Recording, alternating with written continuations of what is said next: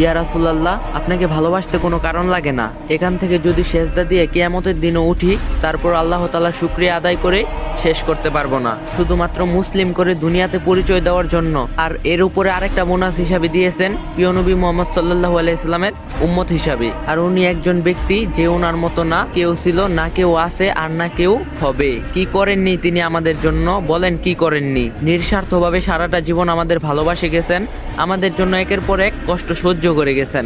ইয়া রাসূলুল্লাহ সাল্লাল্লাহু আলাইহি সাল্লাম, আপনাকে ভালোবাসতে কোনো কারণ লাগে না, অন্তত আমি আপনাকে ভালোবাসি কোনো কারণ ছাড়া। ইয়া রাসূলুল্লাহ সাল্লাল্লাহু আলাইহি সাল্লাম, আপনাকে মাঝে মাঝে কিছু কথা বলতে মন চায়, কিন্তু বলতে পারি না, কারণ আপনি আমার থেকে অনেক অনেক দূরে। একজন মানুষ ক্রিকেট খেলা পছন্দ করে এবং একজন প্লেয়ারকেও পছন্দ করে, এবং সে হয়তো তার মতো হতে পারবে না, কিন্তু তার মতো খেলার চেষ্টা করে। ইয়া রাসূল, আপনি হলেন আমার জীবনের সিরাত। আপনার মতো হয়তো চলতে পারি না, কিন্তু যতটুকু সম্ভব চেষ্টা করি আপনার অনুসরণ করতে, আপনার মতো চলতে।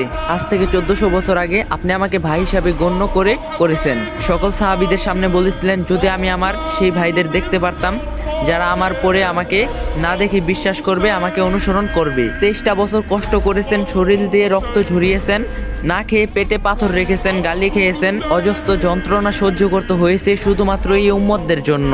আমিও সেই উম্মতের একজন, আর আপনাকে ভালোবাসতে কোনো কারণ লাগে না আমার। নিঃস্বার্থভাবে ভালোবাসে গেছেন আমাদেরকে, অজস্রভাবে পানি ঝরিয়েছেন, চোখের রাতের পর রাত নামাজে কেঁদেছেন, কখনো নিজের জন্য নয়, শুধুমাত্র আমাদের এই উম্মতদের জন্য। কাল কিয়ামতের দিন আপনি আমাদের জন্য সুপারিশ করবেন, কবরে আপনাকে দেখানো হবে, আপনি তখন হবেন একমাত্র ভরসা আল্লাহর কাছে সুপারিশ করে জান্নাতে নিয়ে যাওয়ার, যেখানে নিজের মা বাবা ভাই বোন আত্মীয় স্বজন বলবে, তুমি কে, আমি তো তোমাকে চিনি না। নিজের মা, আপন মা যে সন্তানকে এক মুহূর্ত না দেখলে পাগলের মতো হয়ে যায়, সেই মাও বলবে, আমি তোমাকে চিনি না, আমার কোনো সন্তান ছিল না। যে বাবা সারাটা জীবন শেষ করে দেয় সন্তানকে সুখে রাখতে, সে বাবা বলবে, তুমি কে, আমি চিনি না, আমার কোনো সন্তান ছিল না। তখন আপনি এসে বলবেন, তুমি আমার উম্মত, আমার সাথে চলো, তখন আপনি হবেন সকল ভরসা। তারপরও আপনাকে কেন ভালোবাসে না? আর আজ আপনার চরিত্র নিয়ে কথা বলে কাফের মুশরিকরা। কষ্ট হয় যখন কোনো মুসলিম ভাই ওদের সাপোর্ট করে, ওদের জন্য চোখের পানি ফেলে।